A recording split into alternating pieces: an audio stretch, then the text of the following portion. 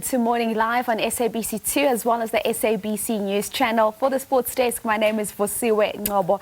Now we know that ticket sales for the three-day Rugby World Cup Sevens 2022, which will be hosted in Cape Town in September, officially went on sale on Monday, 28 February. Joining us on the line to talk all things Rugby World Cup Sevens in terms of the sales and having spectators at the three-day showpiece is the General Manager for Marketing and Communications at SARU, Andy Colquhoun. Good morning, Andy. Thank you so much for joining us right here on Sports on Morning Live. Pleasure, Vasiwe. Great to be with you. Andy, let's now talk about the sales, the ticket sales. They went on sale on Monday. How are the numbers looking at the moment? Well, it's been a fantastic response from the rugby audience in South Africa. I think we've probably been blown away a little bit. We were a little nervous, apprehensive maybe, just looking at the situation with no crowds allowed in rugby games for more than 2.5 years now. Yeah, we had a great first day. We sold 60,000 tickets.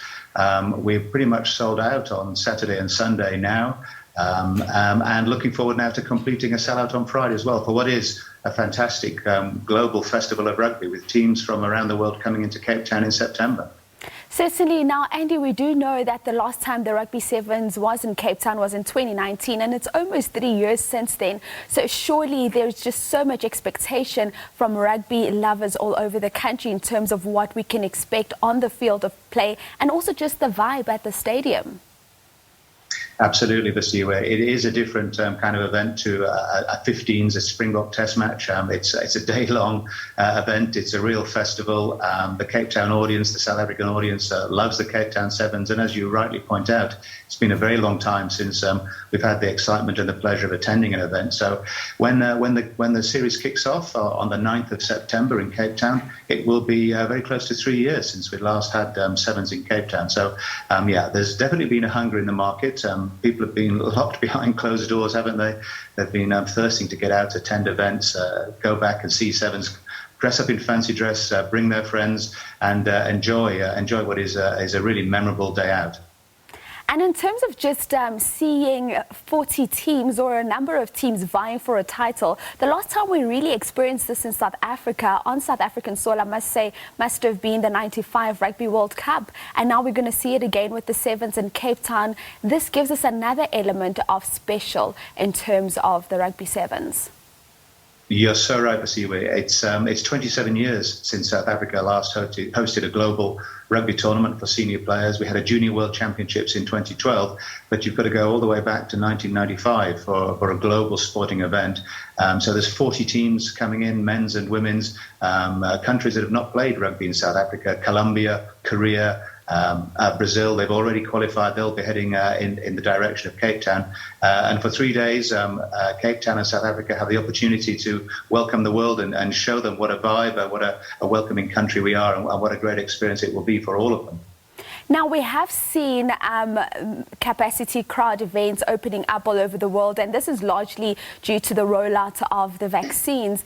In terms of September and the Rugby Sevens, is there an expectation that that restriction on the 2,000 number will be uplifted? Is that a concern for you at the moment, or you're certain that there will be no issues with that limitation? Well, we abide by government regulations. What is the prevailing legislation at the time? At the moment, we're only allowed a maximum of 2,000 spectators in a sports event. We are very hopeful that restriction will be relaxed over the coming months. As you say, we've seen it around the world, full attendances in many nations around the world. And we are very hopeful that our government will also relax those regulations in time. So we have gone out on trust and on hope to sell out the stadium, but we are hopeful that in a very short time we'll hear the good news that stadiums are opening to full capacity. And when you speak about the full capacity of the stadium for the Rugby Sevens, are you looking at filling out the stadium completely, or are you going to say 75% capacity, 80% capacity?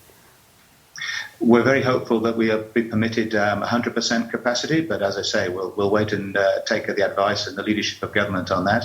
We do have key performance indicators, KPIs for World Rugby. They are expecting us to get to 85% capacity over the 3 days. So that's the commitment we made to World Rugby when we won the hosting process for this tournament. But yeah, as I say, we'll have to wait and see what government allows us. And in terms of the cost, how much is it going to cost a rugby lover to attend the 3-day spectacle? It varies over the days. It varies over the categories. Our cheapest ticket is 150 Rand. The Friday tickets that are still available are 350 Rand for the best seats in the house. So they are very affordable for the opening day. And as I say, we've pretty much sold out on Saturday and Sunday as it stands at the moment. Those tickets were more expensive, but at 350 Rand for Friday, seeing the world's best sevens players, with our Blitzbox leading the way, having won 34 successive matches, we think it's a pretty good deal. And Andy, when we look at the spectators that will be able to purchase tickets, are there any requirements there? I mean, we saw with SARU and football saying they'll only allow fully vaccinated spectators to come watch the Bafana match a few months ago. Do you have any of those limitations in place for the Rugby Sevens? At the moment, that is a regulation that we will be applying. Only the vaccinated will be allowed in on proof of vaccination with a photo ID. But as and when regulations change, those restrictions or those requirements could well be relaxed. So we don't exactly know what the requirements will be in September, but as it stands at the moment, as you say, Basiwe, it is a requirement that you need to be vaccinated to gain entry to sports events. And in terms of just allowing the spectators to be at ease and know that they're protected, what are some of those COVID-19 measures that you're going to put in place, and precautionary measures, rather, that you're going to put in place over the 3-day period? Well, we've had experience now in admitting rugby fans to the venues. We've got all our teams now are playing in the Vodacom United Rugby Championship in the Carling Curry Cup, and we're applying the prevailing legislation. So, as I say, it's vaccination, photo ID, and then socially distance in the venues. But we're hopeful that in September, a lot of those restrictions will have fallen away as the planet gets more used to this pandemic. And we also understand that you have put measures in place to ensure that spectators can receive updates directly to their inboxes. How does that process work, and how does one sign up for that? There is a sign-up process. If anybody who's watching wants to go to www.rwc7s.com, they can there sign up to World Rugby's newsletter on all the latest information on the sevens process. And anybody who has already been fortunate enough to purchase a ticket, they will be communicated with as the process unfolds, and it's time to collect tickets later in the year. Certainly. And in terms of those ticket sales, finally, Andy, just as I wrap up with you, where are those tickets available? Because we know we've seen a number of websites where people are saying they are selling tickets to the Rugby Sevens, but I'm certain there's only one official site. Can you just explain that to us? Absolutely. Thank you, Basiwe. You're my favourite person this morning. You've helped us put out the warning that there are lots of places online where you can go and say they've got Rugby World Cup Sevens tickets to buy. They're going to charge extremely inflated prices in tens of thousands of rands to get a ticket, which they don't cost that at all. So, as I say, follow that link. Go to rwc7s.com. That's the Rugby World Cup Sevens website, and it'll take you through to Ticketmaster, who's the only official seller of tickets for the Rugby World Cup Sevens 2022. Thank you so much for your time this morning, Andy. We'll see you in Cape Town between the 9th and the 11th of September. We're looking forward to it.